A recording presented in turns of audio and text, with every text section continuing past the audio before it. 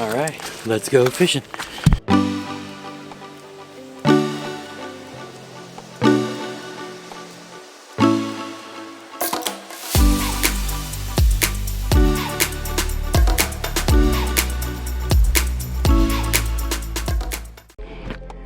Alright, the first thing we do on the water is to take a look around. Instinctively, I would have started back here behind me in this brush and then just start working down this rocky cove. But as soon as I pushed off the bank, I noticed bait fish jumping over here, so somebody's chasing. Alright, so here's our saucy swimmer all hooked up and ready to go.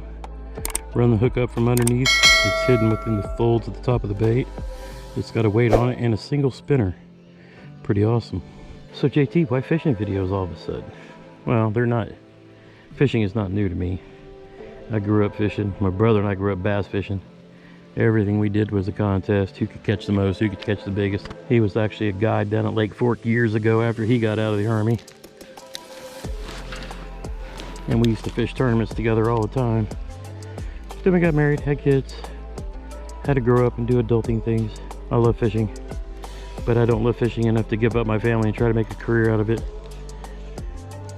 And I burned myself out almost trying to do that. But it wasn't what I was meant to do. So I quit for a while, and I picked it back up as the kids grew up, and we all fished quite a bit. Had little bass buggies, and I had a little low fishing boat. We've done the kayak thing with the boys. Fished from the banks a lot. If you scroll back to the very beginning of this channel, the videos back then, it was some of us either fishing in kayaks or hunting. But I've always loved fishing, so I got another kayak. I decided to start spending a lot more time doing that. So I was like, why not? Let's make some YouTube videos. A lot of this also started as my brother got out of the VA domiciliary. He started talking about the programs they had for the guys in the home called Veteran Recreational Therapy. It's the different activities that veterans get into when they're going through various treatments or dealing with things, or, you know, just other activities. So you're not just sitting around doing nothing all the time. And he said, oddly enough, the base that I work hosted a fishing weekend where they would pick the guys up from the home, bring them down to base, take them out and go fishing. And I was like, that's a great idea.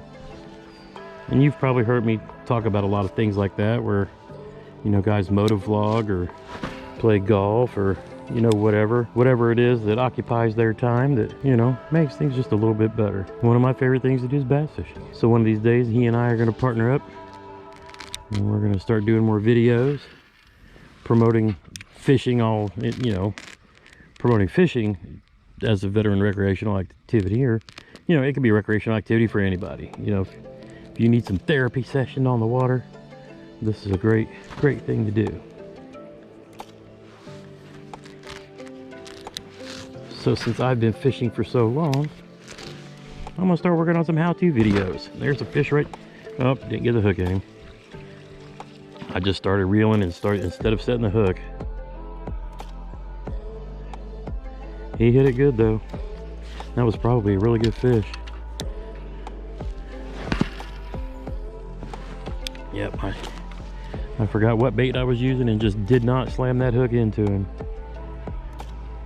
I'm sitting here thinking I'm throwing something like a wacky rig or a Ned rig with an open hook. And basically you just lift and it gets them. But here you got to really get that hook out of the plastic and into them. That was a pretty good fish. But anyway, I've posted up a couple of fishing videos just for me, you know, catching some bass. But we're going to start going into a little more detail, a little more how-tos. Kind of equipment I use, what you're looking for when you fish. Got him that time. No, I did not. Damn it. That's twice he's hit that. I wonder if he's just picking up the tail. Oh, I see somebody big swimming. I don't know what that is. That was a big something. I may have to grab this lunker log and back up. This spinning rod might be just a little too little backbone for what I need right now. I might have to tie this bigger bait on my other spinner or my other baitcaster. I really put the whopping on him. Let's grab this lunker log. See if we can get that big boy to play and hit him with a rod that's got some backbone to it, because that was a big fish. Yeah, we may just slow it down. That old lunker here take a swack at him. But we'll talk about gear, equipment, do some reviews. I see a lot of videos from the Googan Squad guys, and they really do a good job showcasing bass fishing. So we may make some videos to kind of play off of that, a little bit of how-tos, how to tie their knots, what are the different types of hooks. I know there's a million different guys that do it, but hey, why not? If I get one person interested in bass fishing and going out and trying it, then I'll accomplish my mission. And you know, I get to go fishing out of it, so that makes it fun for me. I'm never going to be a full-time YouTuber. I love what I do as it is. For those who didn't know, I work in IT security, and that's one of the funnest, most challenging things there is for me. So I'll do this for fun. If people watch, excellent. All right, we're back at the truck. It's about 2:30 in the afternoon. Had a few bites, didn't catch any fish, but that's fishing. Here's a quick little montage of some of the fun we've had so far this season.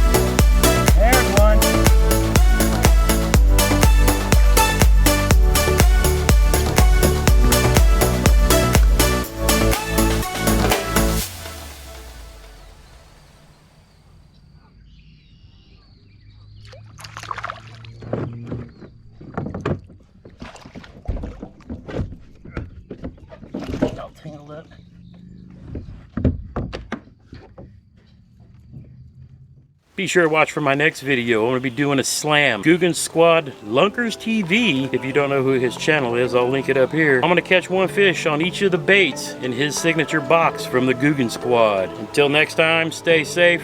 Keep your head on a swivel.